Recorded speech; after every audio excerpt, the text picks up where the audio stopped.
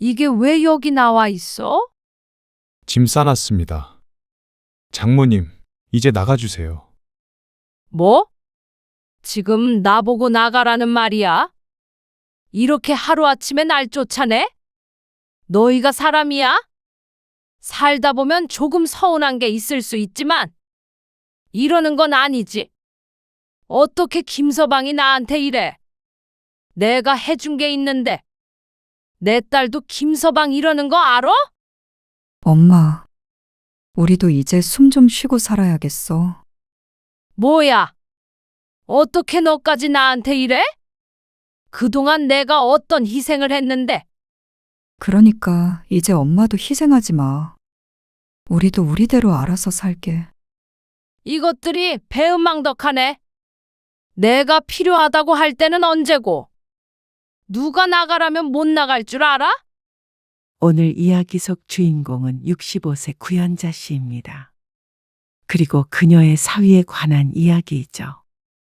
구 씨는 딸 부부를 위해 헌신했습니다. 아이를 봐주고 집안일을 해주고 맞벌이하는 딸과 사위가 일 외에는 신경 쓰지 않도록 세심하게 살폈습니다. 그래서 딸도 사위도 구 씨와 합가한 것을 잘한 일로 여겼으면 했습니다. 같이 살다 보면 물론 불편한 점이 있겠죠. 그것은 딸이나 사위뿐만이 아니라 구 씨도 마찬가지였습니다. 하지만 그런 건 가족이니까 서로 맞춰가야 하는 문제라고 생각했습니다. 그런데 사위는 구 씨를 집에서 쫓아내기를 택했습니다. 짐 싸놨습니다. 장모님, 이제 나가세요. 사위가 현관문을 열며 구 씨에게 한 말이었습니다. 억장이 무너지는 기분이었습니다. 이런 꼴을 보려고 1년 넘게 딸의 집에서 종살이를 했던 것이 아니었는데 요즘 젊은 사람들이 모든 것이 참 쉬운 듯 했습니다. 합치는 것도 쉽고 헤어지는 것은 더 쉬웠죠. 구 씨도 순순히 나갈 생각은 전혀 없었습니다. 그리고 구 씨가 나간 뒤에도 딸과 사위가 잘 사는지 어디 한번 지켜보고자 했습니다. 분명히 후회하고 싹싹 빌게 될 테지만 말이죠. 구 씨는 몇 해 전에 황혼이혼을 했습니다. 어처구니없게도 퇴직한 남편이 먼저 구 씨에게 이혼을 제안했습니다. 그때의 심정을 떠올리자면 지금도 헛웃음이 나왔습니다.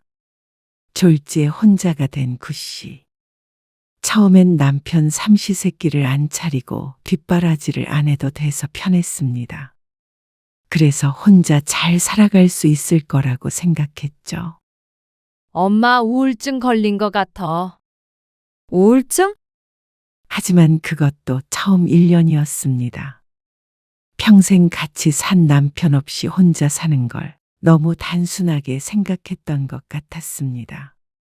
갱년기인가?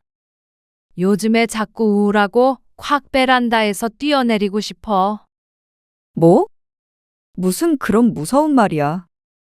몰라, 이렇게 살아서 뭐 하나 싶기도 하고. 외로워서 그래? 아빠 없으니까 살겠다고 그랬잖아. 집에 혼자 있으면 하루 종일 말 안 할 때도 있어. 나가서 시간 좀 보내지. 그것도 하루 이틀이지 아무튼간. 신경 쓰지 말어. 너는 잘 지내? 정신 없지. 애들 때문에. 그래. 일하면서 애들 키우기가 쉽나? 그것도 쌍둥이를. 딸은 쌍둥이 아이들을 키우며 맞벌이를 하고 있었습니다. 거리가 가깝지 않은 탓에 잘 돌봐주지는 못했습니다. 그리고 내 삶이 팍팍하니 딸에게 제대로 신경을 쓰지도 못했고 말이죠. 그러던 어느 날이었습니다.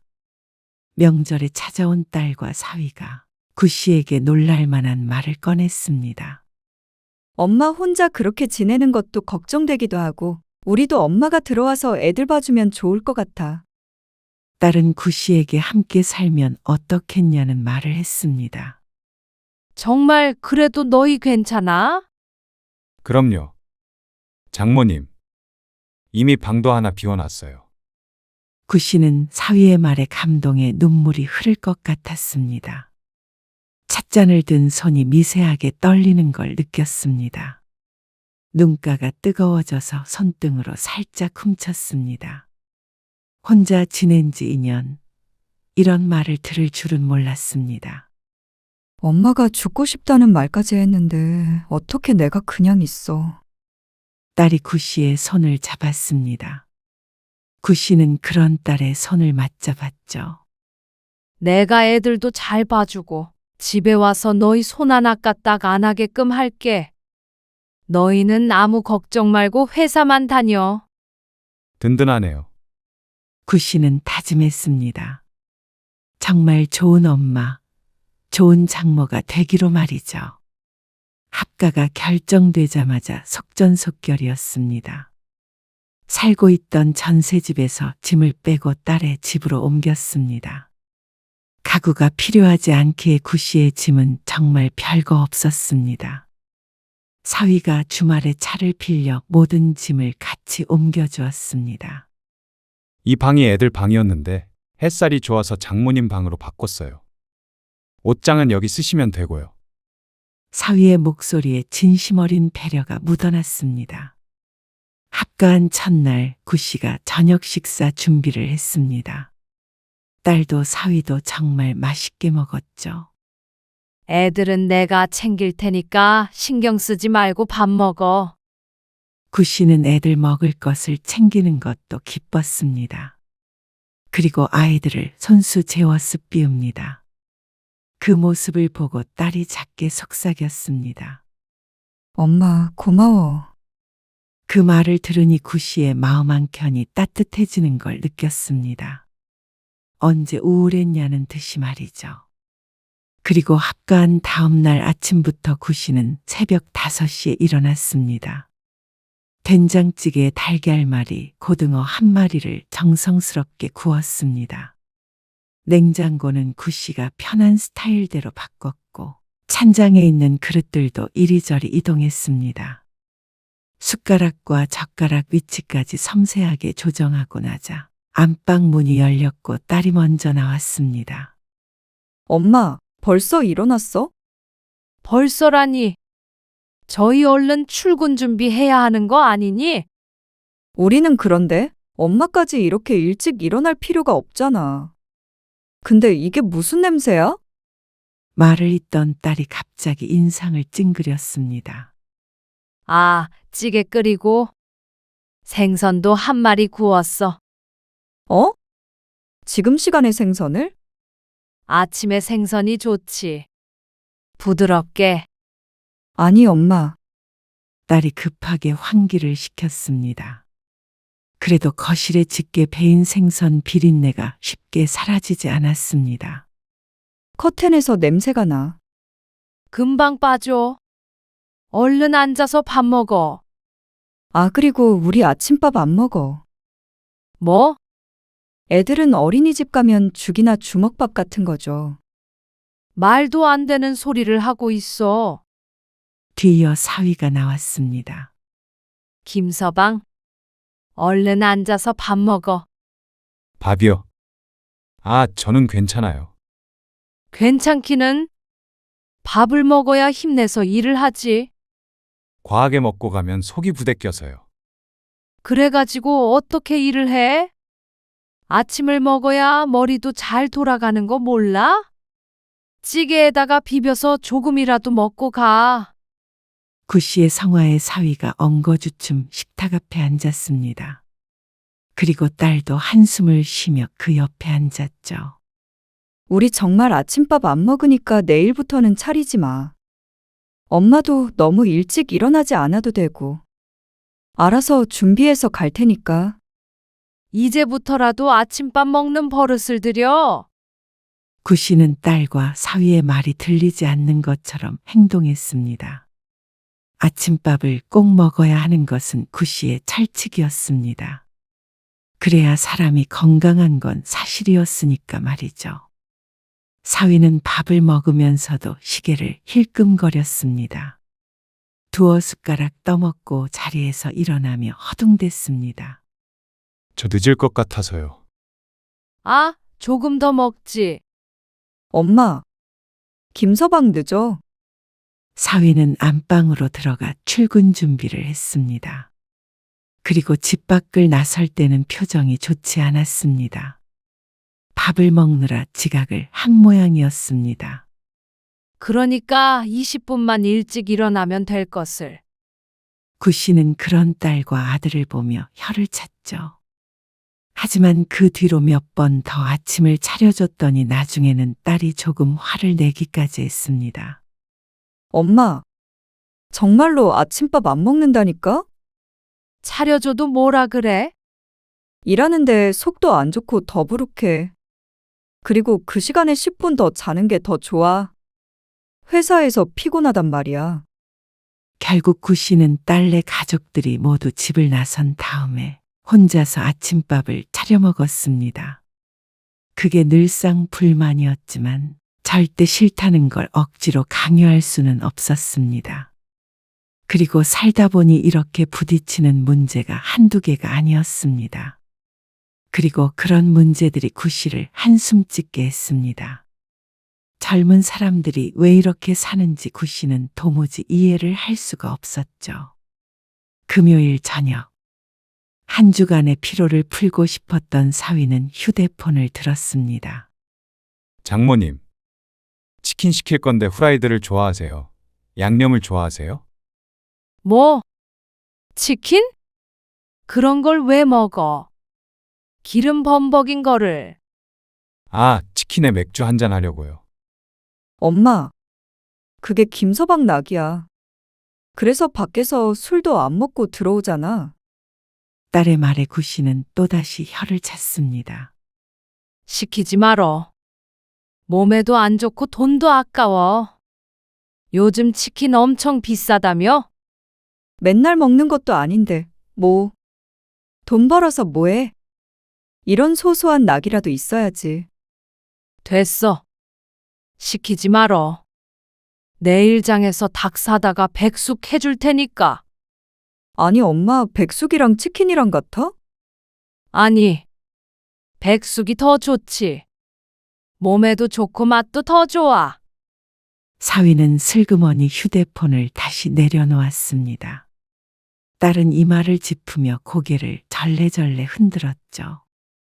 결국 사위와 딸은 맥주캔을 따지 않았습니다. 마땅한 안주가 없기도 했고 구 씨의 눈치를 보았죠. 그리고 구 씨는 다음 날 정말 시장에 가서 닭을 사다가 백숙을 해줬습니다. 문제는 사위가 물에 빠진 닭고기를 별로 좋아하지 않았다는 것에 있었습니다. 입맛이 유별나네. 핀잔을 주는 소리에 사위의 표정이 어두워졌습니다. 김서방, 나 마트에 가야 하는데 좀 태워줄 수 있나? 마트 가게. 내가 태워줄게. 됐어. 너는 애들이나 봐. 김서방 차 타는 게 더 편해. 넌 운전 잘 못하잖아. 네. 장모님, 제가 태워드릴게요. 구 씨는 사위의 차를 타고 10분 거리에 있는 마트에 갔습니다. 주차장에서 차를 세우고 사위에게 말을 했습니다. 내가 얼른 장 봐올 테니까 여기서 기다려. 네. 구 씨는 사위를 차에 남겨두고 마트 입구로 들어갔습니다. 장봐올 것들을 적은 메모를 꺼내 들고 천천히 물건을 짚기 시작했습니다. 그렇게 한참 장을 보고 계산을 하자 휴대폰이 울렸습니다. 아직도 장 봐? 딸이었습니다. 아니, 다 봤어. 지금 계산하고 나가려는데 왜? 아니, 엄마. 하도 안 와서 전화했지. 무슨 장을 1시간 반 동안 봐? 시간이 그렇게 됐니? 그러면 김서방은 어디 있는 건데? 차에서 기다리지. 1시간 반 동안 기다리게.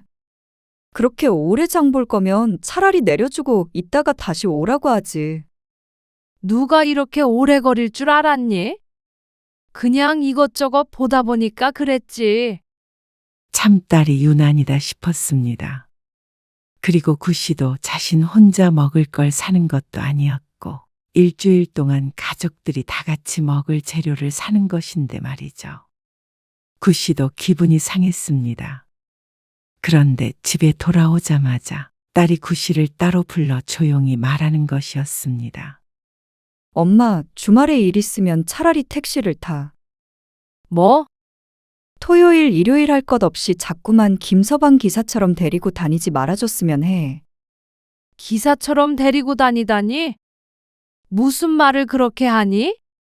말 안 하려고 했는데. 엄마 우리랑 살고 나서 거의 매주 그러잖아. 김서방 주말에 하루도 제대로 쉬어본 적 없어. 걸어서 가면 될 거리도 태워달라고 그러고 하루에 3번, 4번 왔다 갔다 한 적도 있잖아. 구 씨는 어이가 없었습니다. 그리고 서운했습니다. 집에서 노는 시간에 좀 태워줄 수도 있는 거 아니야? 주말에는 좀 쉬어야 주중에 일을 하지. 너희는 내 덕에 평일에 애들한테 안 시달리고 살면서 그 조금 차 태워주는 걸로 유세야? 날카롭게 터져나온 말에 딸이 당황해하는 게 눈에 보였습니다. 유세가 아니라 조금만 자제해달라는 거지. 그럼 나이든 엄마가 걸어 다녀야 네 속이 시원하겠어? 아니, 그런 말이 아니잖아. 왜 김서방이 귀찮다고 하든. 아니야. 그런 게 아니고. 힘들어하는 게 보이니까 그렇지. 김서방도 가만히 있는데 네가 왜 난리야? 김서방도 다 좋아서 해주는 일이니까 참견하지 말어. 딸은 뭐라고 또 말을 하려다 말고 입을 다물었습니다. 그리고 그날 저녁 구 씨는 우연히 딸과 사위가 하는 대화를 듣게 되었습니다. 자기가 좀 고생스럽더라도 부탁할게. 괜찮아. 차 타고 다니는 건데 별로 안 힘들어. 나는 우리 엄마 안쓰러워. 당신한테 미안하긴 하지만 혹시라도 엄마가 서운하게 하는 게 있더라도 좀만 이해해줘. 구 씨는 딸의 진심을 알고 가슴이 뭉클했습니다. 말은 틱틱거려도 엄마를 생각하는 마음이 갸륵하다고 생각했죠. 그래서 그때까지도 합가하길 정말 잘했다고 생각했습니다. 어느 날 오후 구 씨는 빨래를 널고 수건을 정리하다가 딸 부부 방 문 앞에 섰습니다. 안방 욕실에 수건을 채워놓고 청소를 하기 위해서였습니다. 엄마, 제발 우리 방은 청소하지 마. 내가 시간 날 때 할 테니까. 방으로 들어서며 얼마 전에 딸이 했던 말이 머릿속에 떠올랐습니다. 하지만 구 씨는 망설임 없이 딸의 방에 들어섰죠.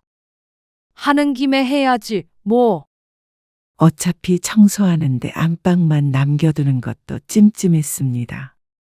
그리고 사람 없는 방에 들어가는 게 뭐가 문제인가 싶었죠. 한쪽 벽면에 붙여 있는 책상 위에 종이 더미가 쌓여 있었습니다. 어지럽게 흩어진 종이를 보며 구 씨는 고개를 절레절레 흔들었습니다. 이러면서 자기가 뭘 청소를 하겠다고. 퇴근해서 청소도 안 하고 뭐 하나 싶었습니다. 구 씨는 서류들을 들여다보았습니다. 어떤 건 사위의 회사 일과 관련돼 보였고 또 어떤 것은 그냥 광고 전단지나 잘못 신세된 것들처럼 보였습니다. 구 씨는 나름의 기준을 가지고 종이를 분류했습니다. 그리고 일부는 쓰레기 봉투에 넣어 현관 앞에 내놓았죠. 그리고 만족스러운 표정으로 방을 나왔습니다. 그런데 저녁이 되어 사위가 퇴근하자 한바탕 소란이 일어났습니다. 장모님, 혹시 책상 정리하셨어요? 그래. 깨끗하지?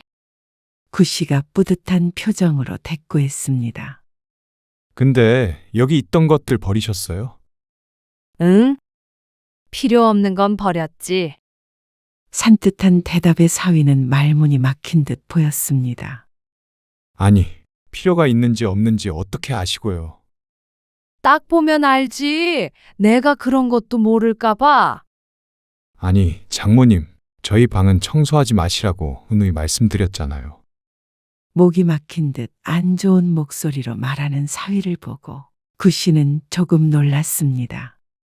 사위가 이런 식으로 반응한 적이 없기 때문이었습니다.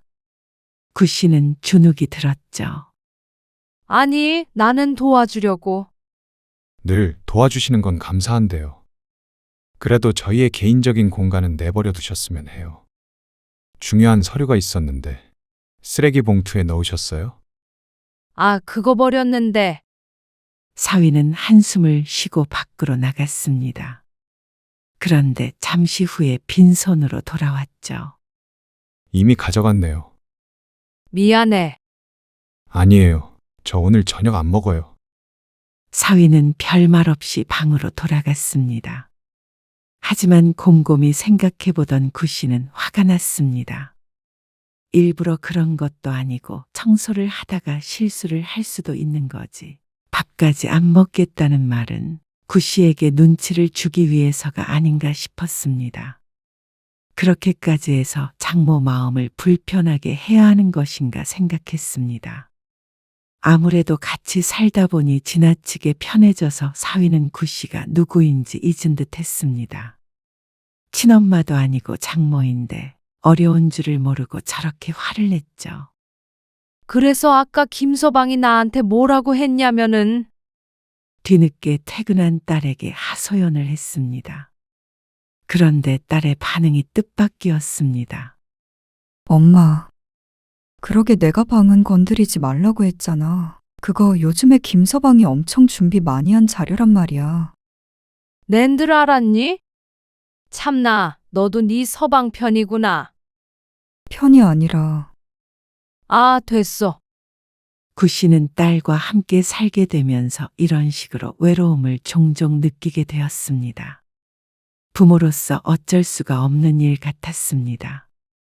자식들이 부모를 배려하지 않고 자신들만 생각하니 부모가 자식의 눈치를 보게 되는 것이었죠. 하지만 서러워도 어쩌나 했습니다. 같이 살다 보면 이 정도의 작은 갈등은 늘 있기 마련이었습니다. 자신이 이해하자 싶었습니다. 그러던 어느 날이었습니다. 얼마 전에 수박 3통을 샀거든. 근데 얼마에 산 줄 알아? 한 통에 5,000원. 정말? 마트에는 3만 원이 넘던데. 그러니까 요 앞에 트럭이 왔는데 엄청 싸게 팔더라고. 한 통 줄까? 어머, 정말? 그래. 싸서 많이 사긴 했는데 다 못 먹을 것 같아서 고민 중이었거든.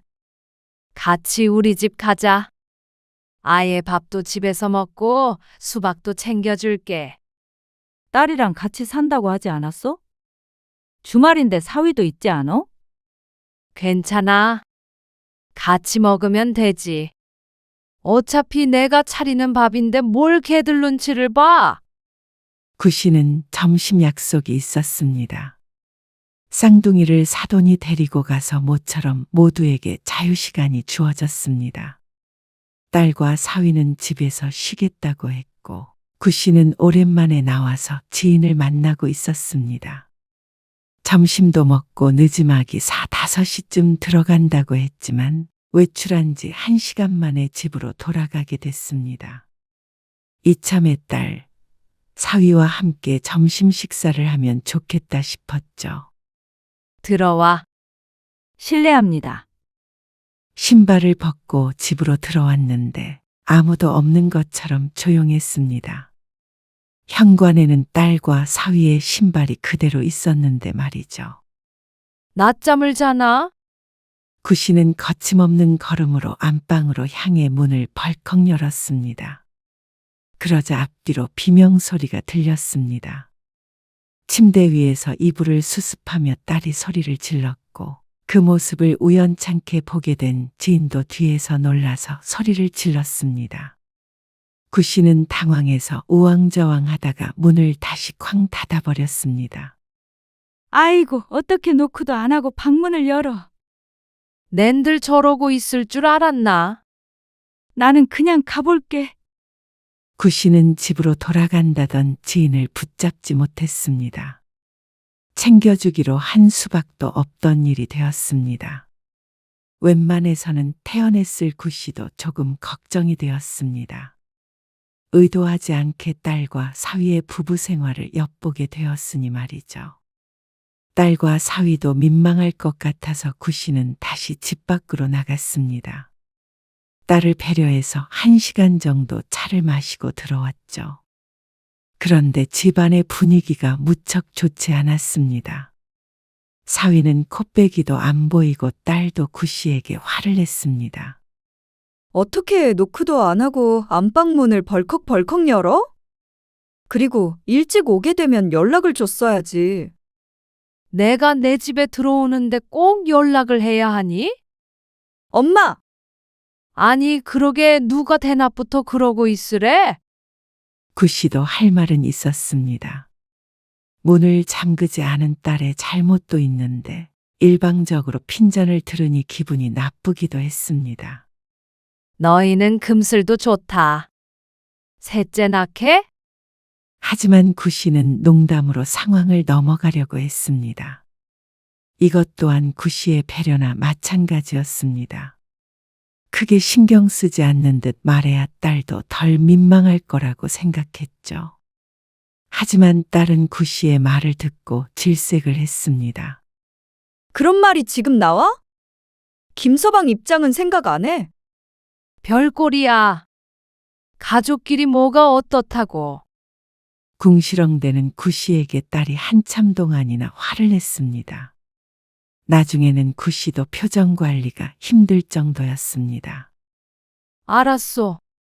다시는 방문 안 열게. 됐지? 그만 좀 해라. 귀에서 진물 나겠다. 하지만 그날 이후로 집안의 분위기가 바뀌었습니다. 사위는 구 씨가 일어나기도 전에 출근을 했고 주말이면 늘 외출을 했습니다. 김서방 단속 좀 해야 하는 거 아니야? 무슨 단속? 아니, 왜 이렇게 쏘다녀? 퇴근 시간도 늦고 혹시 딴 여자 생긴 건 아니겠지? 엄마, 그런 말 하지 마. 왜 이상하잖아. 그렇게 성실하더니 김서방도 숨 쉴 곳이 있어야지. 구 씨는 딸이 이상한 소리를 한다고 생각했습니다. 구 씨가 생각하기엔 사위만큼 팔자 좋은 사람이 없었습니다. 집안일도 육아도 구 씨가 도와주기에 마누라가 바가지 긁을 일도 없고 일하고 들어오면 장모가 맛있고 뜨끈한 밥을 해주는데 말이죠. 하지만 딸의 한숨은 깊어져 갔습니다. 구 씨는 언제부턴가 말이 없어진 사위가 불편했습니다. 같이 보내는 시간이 줄어드니 대면대면한 사이가 된 것 같았습니다. 그래서 서운했습니다. 서로 마음에 안 드는 것이 있으면 터놓고 얘기해야 그게 가족이 아닌가 싶었습니다. 어쩐지 거리를 두는 사위 때문에 울적하기도 했습니다. 합가하자고 할 때는 그렇게 친절히도 얘기하더니 배신감마저 들었죠. 그러던 어느 날 집에 특별한 손님이 왔습니다. 사돈네가 온다고. 쌍둥이의 생일이었습니다. 이제는 구 씨도 있으니까 다 같이 모여서 식사를 한다고 했습니다. 그냥 나가서 먹는 게 낫지 않아? 나는 밖에서 사 먹는 거 별로야. 그리고 생일이면 집에서 미역국을 끓여 먹어야지. 구 씨의 고집의 식사 장소는 집이 되었습니다. 그런데 막상 그날이 되자 구 씨는 자신으로 내뱉은 말을 후회하게 되었습니다. 그러게 내가 조금만 하라고 했잖아. 그거 양념 내가 할게. 아, 됐어. 다 했어. 네가 무슨 음식 할 줄을 안다고 그래? 우리 시부모님 많이 드시지도 않아. 애들 생일상인데 대충 할 수가 있니? 나중에 사돈이 흉 본다니까 그러네. 구 씨의 말에 딸은 못 말린다는 듯이 고개를 저었습니다. 아침부터 힘들어 죽겠다. 내가 전생에 무슨 죄를 지어가지고. 아니, 누가 음식하래? 구 씨는 스스로 음식을 하면서도 계속해서 투덜댔습니다. 딸도 불편한 기색이었습니다. 하지만 그건 딸이 하나만 알고 둘은 모르는 것이었습니다. 자신이 딸네 집에 얹혀 사는 이상 이건 체면의 문제였습니다. 나중에 사돈네에서 말이 나오지 않게 제대로 하고 싶었죠. 안녕하세요. 오랜만에 뵙습니다. 네, 안녕하셨어요. 토요일 점심 사돈 내외과 과일과 선물을 들고 방문했습니다. 구씨가 음식을 내오며 말했습니다. 제가 이거 준비한다고 허리가 부러지는 줄 알았어요. 아이고, 고생하셨습니다. 나가서 먹어도 되는데. 김서방이 이래 보여도 입맛이 까다로워요. 그래서 저도 힘들지만 이렇게 준비한 거예요. 아, 저희 아들이요. 네. 웬만한 사람은 비위 맞추기 힘들어요. 아, 근데 저는 우리 사위를 제 아들처럼 생각해요. 그러니까 너무 신경 쓰지 마세요. 엄마, 왜? 딸은 구씨가 입을 열 때마다 눈치를 줬습니다. 이제는 하다하다 말 한마디를 할 때도 딸의 허락을 받아야 할 지경이었습니다. 애들도 돌보시느라 많이 힘드시겠어요.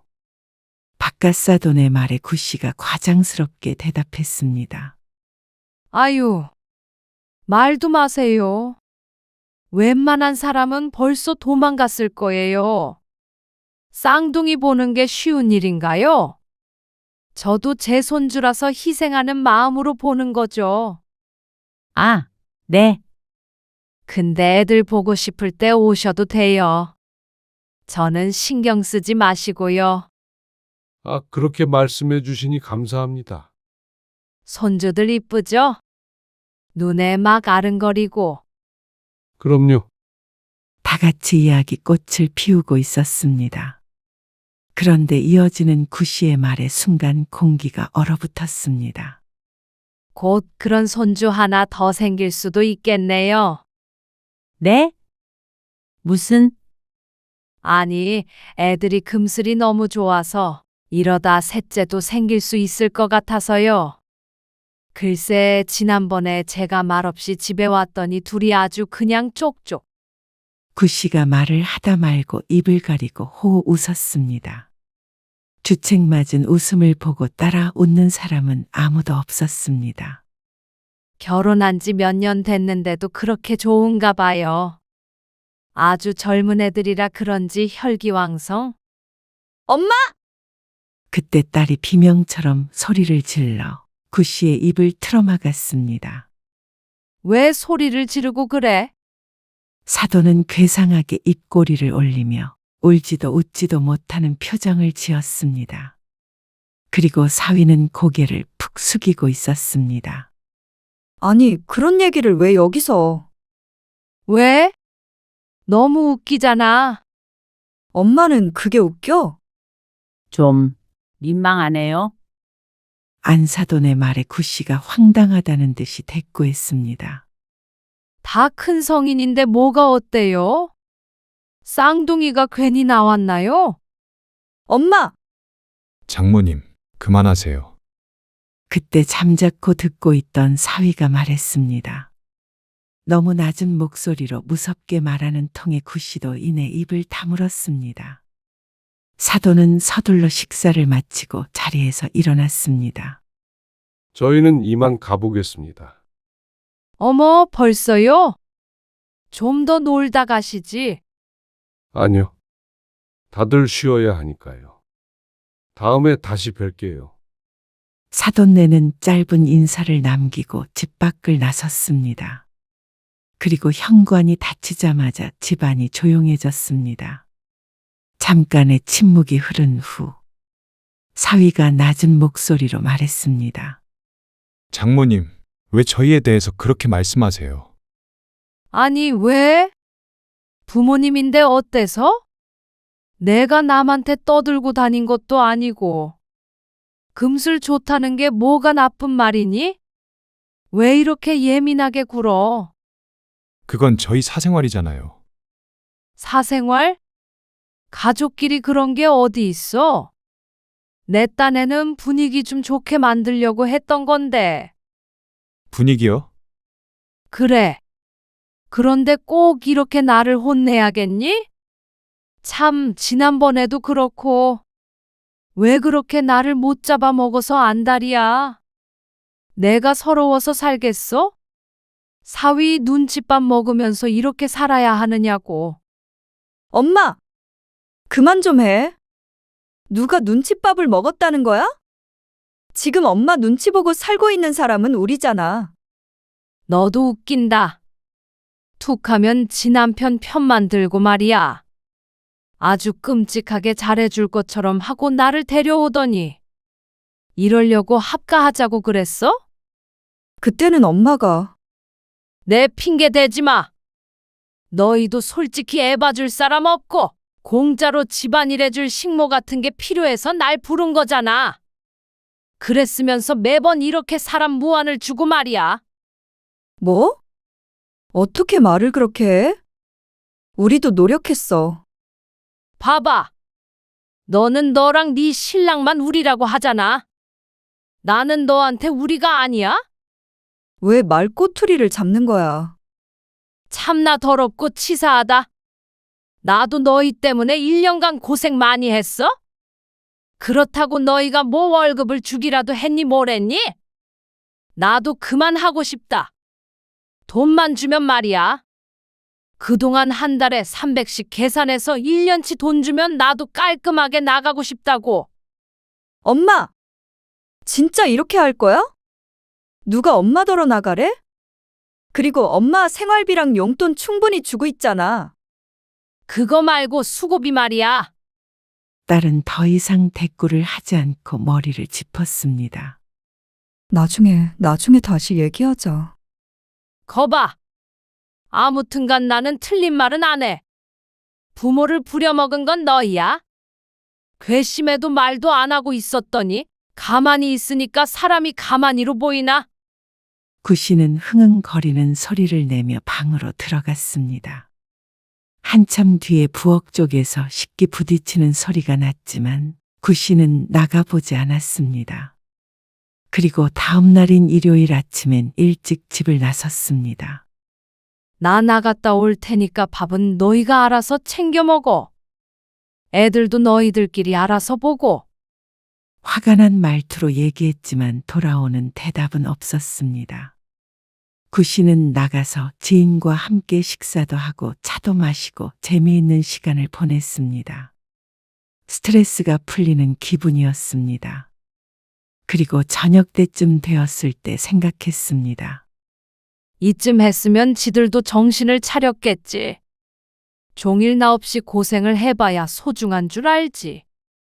그런데 집에 들어갔더니 이상한 것이 눈에 띄었습니다. 현관 앞에 놓여져 있는 큰 보따리 2개. 그런데 낯이 익었습니다. 구 씨가 딸의 집으로 들어올 때 챙겼던 짐가방들이었습니다. 이게 왜 여기 나와 있어? 그러자 안방에서 사위가 걸어 나왔습니다. 그리고 침착한 목소리로 말했습니다. 짐 싸놨습니다. 장모님, 이제 나가주세요. 뭐? 구 씨는 사위의 말이 이해되지 않았습니다. 지금 나보고 나가라는 말이야? 네. 근처에 바로 입주할 수 있는지 바라봤습니다. 제 이름으로 전세 계약했는데 돈 안 받을 테니 거기서 지내세요. 지금 날 쫓아내는 거야? 장모님도 따로 살길 원하셨잖아요. 아니, 그렇다고 이렇게 하루아침에 날 쫓아내? 너희가 사람이야? 살다 보면 조금 서운한 게 있을 수 있지만 이러는 건 아니지. 그리고 내가 언제 그냥 나간다고 그랬어? 돈을 줘야 나갈 거 아니야? 네. 장모님 통장에 원하는 돈 입금해드렸어요. 뭐? 구 씨가 서둘러 휴대폰을 확인해 보았습니다. 정신이 팔려서 휴대폰이 울리는 것도 모르고 있었습니다. 다른 데로 이사하고 싶으시면 그렇게 하시고 알려만 주세요. 보증금 받아와야 하니까. 어떻게 김서방이 나한테 이래? 내가 해준 게 있는데. 내 딸도 김서방 이러는 거 알아? 수진이도 아느냐고. 수진이가 가만히 있을 것 같아. 그런데 그때 안방에서 구씨의 딸이 문을 열고 나왔습니다. 엄마, 우리도 이제 숨 좀 쉬고 살아야겠어. 뭐야? 어떻게 너까지 나한테 이래? 그동안 내가 어떤 희생을 했는데. 그러니까 이제 엄마도 희생하지 마. 우리도 우리대로 알아서 살게. 이것들이 배은망덕하네. 내가 필요하다고 할 때는 언제고. 누가 나가라면 못 나갈 줄 알아? 짐 옮겨드릴게요. 필요 없어. 구씨는 낑낑대며 짐을 끌었습니다. 도와주겠다는 사위의 손을 내쳤습니다. 병 주고 약 주는 것인지. 구씨는 사위가 구해놨다는 집으로 택시를 타고 갔습니다. 집은 아담하고 깔끔했지만 쫓겨났다는 사실을 인정할 수가 없었습니다. 구씨는 너무 억울했습니다. 어디 하소연할 데도 없고 가슴이 답답했습니다. 그래서 사돈에게 전화해서 따졌습니다. 대개 아들이 나를 내쫓았다고요? 뭐 하실 말씀 없으세요? 그래도 집도 구해주고 돈도 줬다면서요. 지금 그게 중요해요? 상처받은 제 마음은요? 자세한 사정은 잘 모르겠지만 애들이 그렇게 결정했다면 이유가 있겠죠? 그리고 제가 봤을 때는 애들을 위해서도 사돈을 위해서도 따로 지내는 게 좋을 것 같네요. 이제 보니까 한패였네요. 뭐라고요? 서로 짜고 나를 쫓아낸 거죠? 그래야 사돈도 편히 드나들 수 있으니까. 참, 이렇게 악독한 사람들이 다 있나 모르겠네. 구씨는 그러고서 전화를 끊어버렸습니다. 그리고 그날 이후로 걸려오는 딸과 사위의 전화를 전부 거부하고 차단해버렸습니다. 이제는 다시 연락하고 지내지 않을 작정이었습니다. 구씨는 오히려 편하다고 생각했습니다. 밥 안 해줘도 되고 애들도 안 봐줘도 되니 더 이상 희생할 일은 없다고 생각했죠. 그런데 그것도 하루 이틀이었습니다. 그게 한 달이 되고 두 달이 되자 구씨는 또다시 외로워졌습니다. 그러다 보니 딸도 생각나고 손주들도 생각이 났습니다. 1년간 북적거리며 살다가 혼자 남겨지니 집이 너무나도 적막했습니다. 그래서 한 번만 더 딸 부부에게 기회를 주기로 했습니다. 이쯤 하면 반성을 했을 것 같았습니다. 구씨는 따로 산지 3달 만에 사위에게 연락을 했습니다. 애들 잘 지내냐? 네. 잘 지내고 있어요. 그래, 나 이 집에서 못 살겠다. 좁아서 답답해. 그러면 다른 곳으로 이사 가셔도 돼요. 그 집은 제가 정리할게요. 아니, 너희 집으로 다시 들어갈까 해. 우리 지난 날은 다 잊자. 안 그러냐? 가족 좋다는 게 뭐야? 너희 뜻은 충분히 알았으니까 서로 조심하면 되지. 그런데 사위는 말이 없었습니다. 저희는 잘 지내고 있어요. 애들도 저희 힘으로 잘 키우고 있고요. 장모님께 감사해요. 그런데 앞으로는 저희끼리 지내겠습니다. 뭐? 내가 실수했던 부분은 사과할게. 사과는 받겠습니다. 하지만 떨어져 사는 게 더 좋을 것 같아요. 죄송합니다. 사위는 그렇게 선을 그었습니다. 구씨는 더 이상 아무 말도 하지 못했습니다. 오지 말라는데 집으로 쳐들어갈 수도 없는 노릇이었습니다. 구씨는 깨달았습니다. 이미 자신과 딸 부부의 사이엔 메울 수 없는 커다란 구멍이 생겼다는 사실을 말이죠. 결국 구씨는 혼자 남겨진 적막한 집에서 그동안의 일들을 되돌아보며 후회와 원망 사이에서 하루하루를 보내게 되었습니다. 뒤늦게 깨달았습니다. 가족이라는 이름으로 딸 부부를 존중하지 않았던 자신을 말이죠. 하지만 이미 늦은 채였습니다.